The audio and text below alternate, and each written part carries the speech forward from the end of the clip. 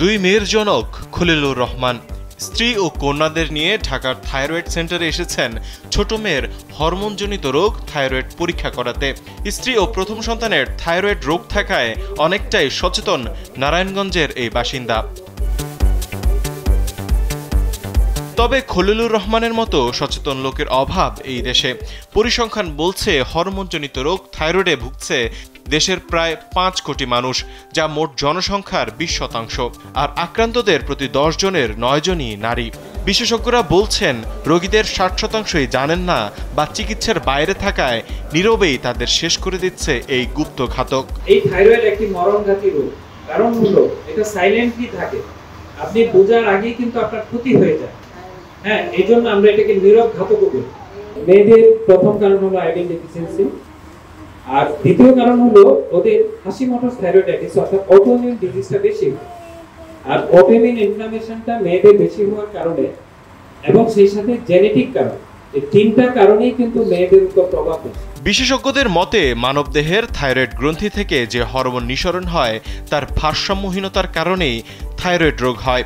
এর ফলে গলগণ্ড থেকে শুরু করে ফ্যাটি লিভার, ফুসফুসে ইনফেকশন সহ অকাল গর্ভপাতও ঘটে থাকে।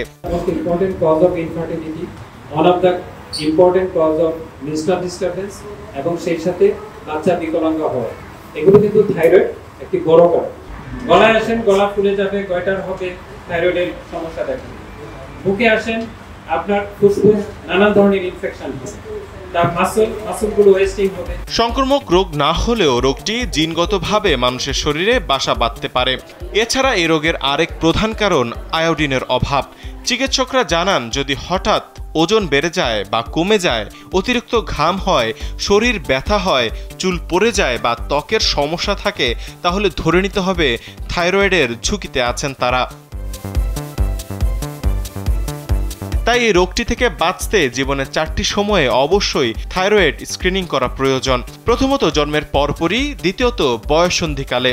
এছাড়াও মায়েদের গর্ভ ধারণের পূর্বে ও বয়স 40 হবার পরপর থাইরয়েড স্ক্রিনিং প্রয়োজন। এছাড়া রোগটি প্রতিরোধে পর্যাপ্ত আয়োডিনযুক্ত লবণ ও খাবার গ্রহণের পরামর্শ এই বিশেষজ্ঞের। খাবারে আপনি পাবেন প্রচুর পানি খান, পানিতে আয়োডিন আছে। আপনি দুধ খান, ন্যাচারাল আয়োডিন আছে। আপনি সামুদ্রিক মাছ খান, ন্যাচারাল আয়োডিন আছে। শাকসবজি খান, বিশেষ করে হলুদ এবং লাল শাকসবজি যেগুলো, যেমন টমেটোর খোস আয়োডিন রিচ।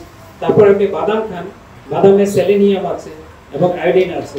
সেই সাথে আপনি বিচি, বিশেষ করে বিচি যেগুলো, বিচি কিন্তু আপনার জন্য ভালো। যে কোনো বিচি, এটা সিমের বিচি হতে পারে অথবা শরীরের গুপ্ত ঘাতক সম্পর্কে জনসচেতনতা তৈরির লক্ষ্যে থাইরয়েড মেলার আয়োজন করে দি থাইরয়েড সেন্টার। আগামী শুক্রবার পর্যন্ত 1 বছরের কম বয়সী বাচ্চাদের বিনামূল্যে থাইরয়েড চেক আপ সহ কম মূল্যে টেস্ট ও বিশেষজ্ঞ দেখাতে পারবেন যে কেউ। তৌহিদুল ইসলাম তারেক, কালবেলা।